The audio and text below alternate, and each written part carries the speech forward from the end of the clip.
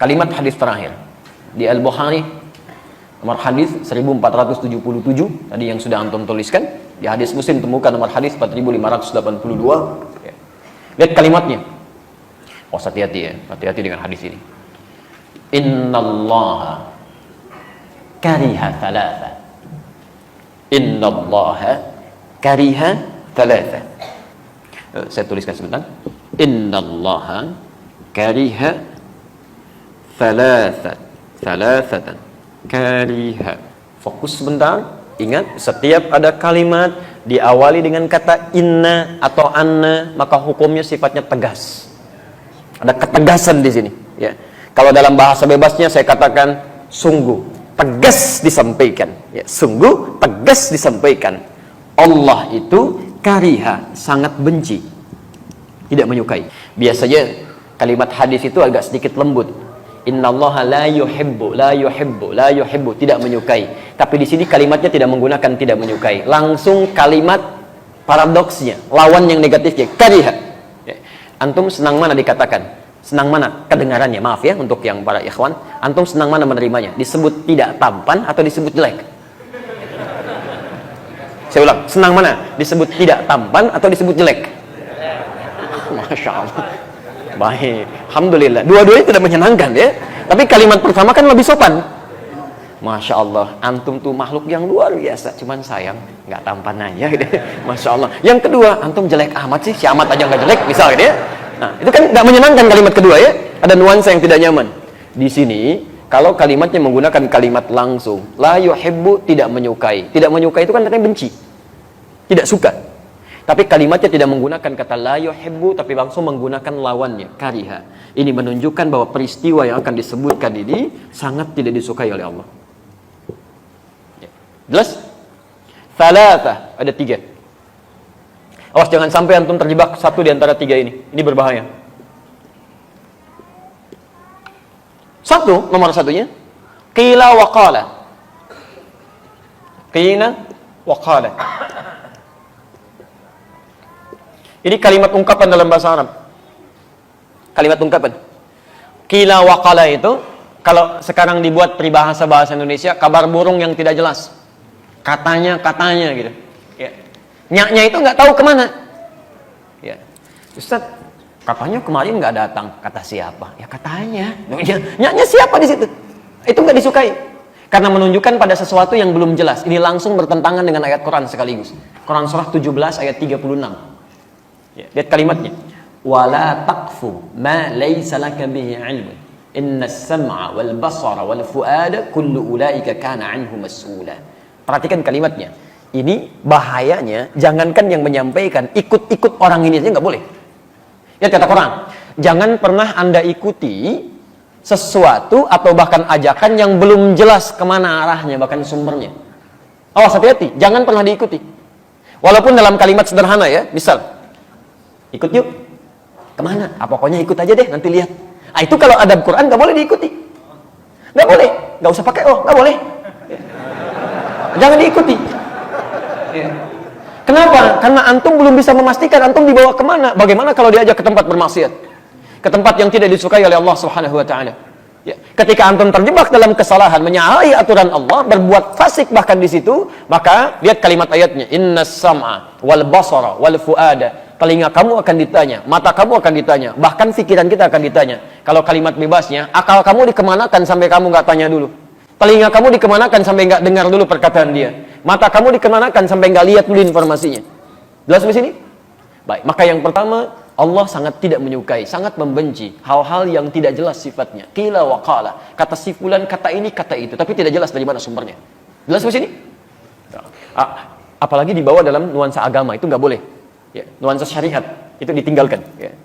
Oke, 2, idha'atul mali. Idha'atul mali. Boros, menyia-nyiakan harta. Idha'atul mali. Idha'atul mali, atau di sininya idha'atul mali, ya. Menyia-nyiakan harta. Insyaallah. Orang ingin mendapatkan setengah roti, rebutan dengan 16 orang itu. Ya, di Aleppo pengen dapat susu sampai ya Allah, jalan Ustaz mungut-mungut di tempat sampah gitu kan. Bayinya sampai kurus kering untuk mencari-cari itu. Antum kok dibuang-buang? Ya kan? Nasi itu kan berapa banyak yang terbuang itu dari makan itu. Dari rotinya, dari minumannya, tidak sedikit di antara sebagian orang-orang meminum aqua gelas cuma setengahnya, sebagiannya kemudian disimpan dibuang. Sementara orang-orang Palestina untuk mendapatkan minuman yang benar-benar bersih saja, itu mesti berjuang membebaskan dulu sumber minuman dari racun yang sudah diracun itu. Itu tidak mudah. Maka jangan disia-siakan. Termasuk idha'atul mali itu dari kata duya sifatnya. Bukan hanya menghilangkan esensinya, tapi menghilangkan nilai pahalanya. Awas, termasuk idha'atul mali itu menggunakan harta tidak pada tempat yang diridhoi oleh Allah Subhanahu wa taala. Misal, mohon maaf ya, tolong baca ini dengan baik ya. Baca ini dengan baik. Aturan Qur'annya, setiap Allah tambahkan harta kepada kita, itu adalah peluang lain bagi kita untuk meningkatkan ibadah lewat harta itu. Karena mungkin peluang ibadah lewat sisi yang lain sudah kurang mampu kita tunaikan. Jelas ya? Ada orang sudah bisa puasa, bahkan Masya Allah, Seninnya sudah jalan. Tapi jangan dulu senang, karena yang lain sudah tambah dengan Kamisnya. Ada yang sudah puasa Senin Kamis, Alhamdulillah, jangan dulu bangga. Orang lain sudah Ayyamul Bid. Ada yang sudah Ayyamul Bid, jangan dulu merasa gembira. Orang lain sudah puasa Daud. Hari ini puasa, besok tidak. Karena semakin banyak yang dikurangi, barangkali, Masya Allah dengan tenaganya dia puasa. Antum tidak bisa menyaingi itu. Karena ada ketidakmampuan. Allah berikan sumber yang lain. Gak usah nekat. Emang dia aja yang bisa Daud, besok saya Sulaiman. Gak bisa. Cuman sampai Daud aja, selesai di situ. Antum Daud aja susah, apalagi mau mencari yang lain. Maka dari situ Allah berikan kemudian tambahan lewat yang lain supaya antum maksimalkan ibadah di situ. Apa diantaranya? Harta. Karena itulah ketika Allah titipkan harta, turun kaidahnya. Antum baca betul, pahami titipan Allah yang maksimal pada diri antum itu apa. Quran surah misalnya ke-28 Al-Qasas ayat 77 itu. Ya, sampai dengan 79-nya. Jelas ketentuan harta itu. Wabtaghi fi ma ataqallahu daral akhirah wa la tansa nasibaka minad dunya. Perhatikan kaidahnya. Setiap kami tambahkan keluasan harta benda, kata Allah gunakan itu untuk mencari peluang terbaik mendapatkan tempat di akhirat. Dengan kata lain, gunakan untuk ibadah, untuk mendapatkan kemuliaan akhirat. Karena mungkin kamu belum terbiasa bangun malam sambil berlama-lama, hafal Quran belum didapatkan, Masya Allah, puasa belum dijalani dengan konsisten yang sunnahnya. Nih, tambah dengan ini. Kalau orang baca, kamu belum mampu baca dengan maksimal, minimal sedekah dengan hartamu ini, belikan mushafnya, simpan di masjid. Satu huruf yang dibacakan, kamu dapat bagian 10 kebaikannya. Masya Allah, itu yang kita ambil. Bukan dijadikan bahan untuk kesombongan diri. Kalau cuma sombong, yang dulu sudah ada, namanya korun. Hartanya lebih banyak dibandingkan antum. Jangankan hartanya, kuncinya aja kalau dibawa-bawa, itu dibawa orang-orang di belakang ya. Kalau jalan kemana-mana Pak, maaf ya, saya sering ulang kisah ini. Korun itu informasi Quran di ayat 76 surah ke-28, surah ke-28 ayat 76. Inna qaruna kana min qaumi Musa fabagha alaihim. Korun itu termasuk kaum di zamannya Musa, sombongnya luar biasa. Ya. Sombong dengan hartanya, bagha itu sombong dengan harta. Kalau sombong dengan kedudukan disebut togo. Fir'aun disebut togo, Qarun disebut bagha, sombong dengan harta. Tapi apa yang disombongkan? Wa inna mafatihahu latanu'u bil usbah. Dan sungguh kunci-kunci berangkasnya saja, itu kalau diangkat orang-orang terkuat di zamannya, masih belum keangkat Pak. Baru kuncinya aja. Kuncinya. Antum kalau punya kunci berangkas satu aja, antum tampilkan begini, dipublikasikan atau antum sembunyikan?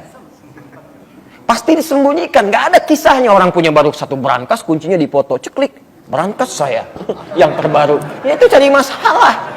Itu baru satu, Korun tidak. Nih saya banyak nih, kalau mau ambil aja. Ini aja ngangkatnya nggak kuat. Kemana-mana kunci, kaya, sombong Pak.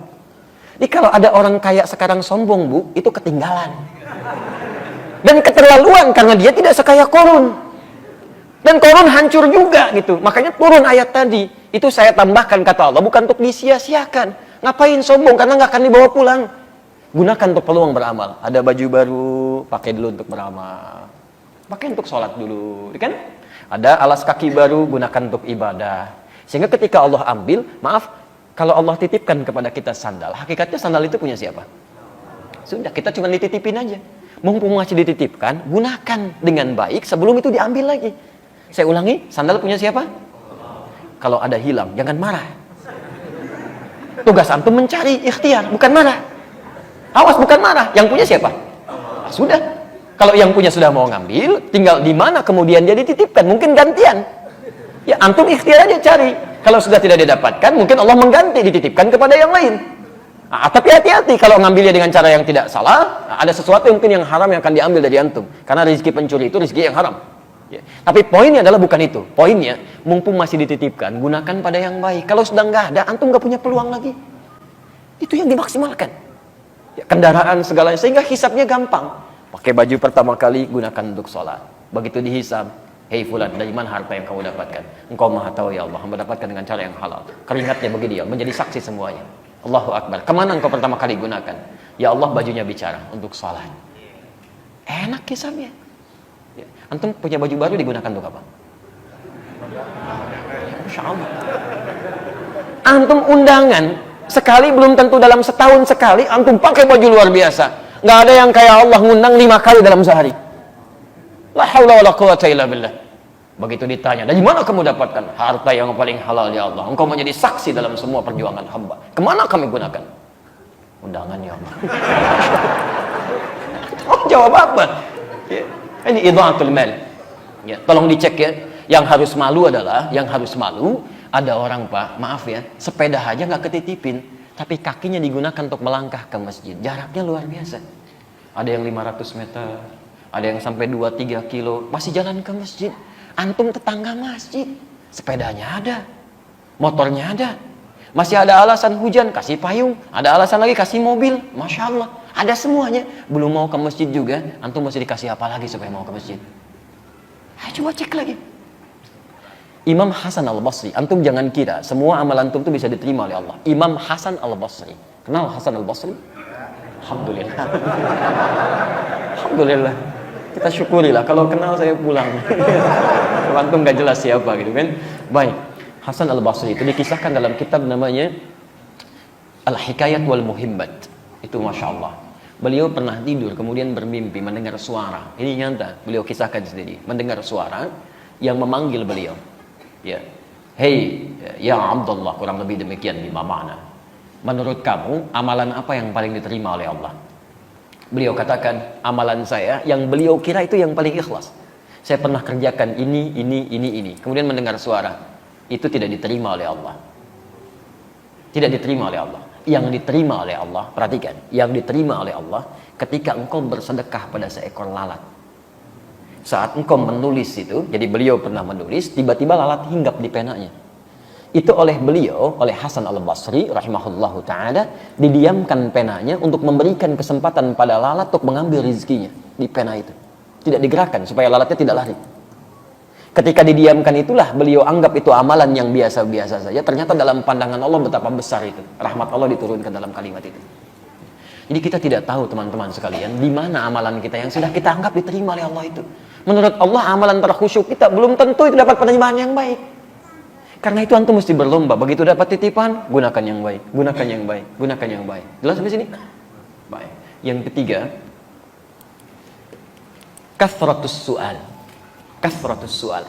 Banyak bertanya, banyak bertanya, menanyakan pada sesuatu yang sudah jelas keterangannya. Kathratus su'al. Dan ini bisa menimbulkan masalah. Seperti umatnya Nabi Musa alaihissalam. Ya. Kalimatnya jelas, sembelih sapi. Gak usah nanya, sapi banyak, malah ditanya. Sapi yang bagaimana ya? Warnanya apa? Warnanya kuning. Nyari lagi yang agak susah. Nyari ke kuning-kuningan, safra gitu kan? Ya, setelah jelas, kuning yang mana ya? Kan kuning agak banyak. Cari itu yang tidak ada cacatnya, nggak pernah dipakai membajak sawah, mulus, halus, tidak ada cacatnya. Carinya lebih susah lagi. Makanya kalau ada sesuatu yang sudah jelas kemudian disampaikan, jangan banyak dipertanyakan supaya tidak sulit memahaminya. Nah, beli sabun ya, clear. Sabun apa saja, selesai. Sabun apa? Lifebuoy. Jadi terbatasi. Yang dicari halus Lifebuoy. Di mana Pak? Indomaret ya. Terbatasi lagi, nyarinya mesti di Indomaret. Indomaret yang mana Pak? Kan ada 3. Yang paling jauh di ujung ya. Hati-hati. Kan pelayannya di situ ada yang laki-laki, perempuan. Yang mana Pak? Yang laki-laki. Awas. Begitu nyampe sana, balik lagi. Kok kamu nggak beli sabun? Pak, pelayan yang laki-laki nggak ada Pak. Ada yang perempuan. Padahal perintah awalnya gampang, cari sabun, selesai. Dan antum awas, kalau orang tua meminta anaknya membeli sesuatu, anaknya belikan karena kalimatnya umum sifatnya, antum nggak boleh protes. Nggak boleh protes. Ya, nak beli shampoo ya, dibelikan oleh anaknya, datang dengan shampoo clear misalnya. Antum pengennya zinc, kok beli yang clear? Kan papa bilangnya shampoo. Selesai sampai sini. Ya, jelas ya? Jadi kalau ada sesuatu yang sudah terang, sudah jelas, jangan banyak dipertanyakan sehingga mendapatkan kesulitan-kesulitan dalam prakteknya. Nah, kesimpulannya di sini, jika ada berita yang menyebar dalam hal yang tidak baik, pertama pastikan dulu sumbernya. Jangan menebarkan sesuatu yang bisa melahirkan dosa. Hindari kesimpulan yang tidak tepat. Yang kedua, pastikan sumbernya baik. Yang ketiga, mohon maaf, jangan cepat disebarluaskan sebelum nyata maslahat atau madaratnya. Dan sekalipun Anda telah jelas mengetahui dari mana sumbernya, itu pun tidak harus kemudian Anda sebarkan lagi pada orang lain jikalau tidak ada manfaat yang bisa hadir dalam kehidupan bermasyarakat kita. Jelas di sini? Ya. Jadi tidak setiap yang sudah kelihatan jelas sumbernya langsung Anda ekspos, tidak begitu. Ini ada manfaatnya enggak? Kalau nggak ada manfaatnya, tinggalkan. Kalau ada manfaatnya, sebarkan. Dan itu yang bisa menghadirkan pahala untuk kehidupan kita. Kalau pernah terjadi dalam kehidupan kita, menyebarkan sesuatu yang tidak kita tahu, kemudian tiba-tiba jadi keliru itu, maka insya Allah kalau dilakukan dengan cara yang tidak sengaja, karena ketidaktahuan dan tidak ada ilmu di situ, termaafkan sepanjang kita bisa bertobat dan beristighfar pada Allah tanpa mengulanginya. Ketentuannya ada di Quran surah ke-33 ayat yang kelima itu.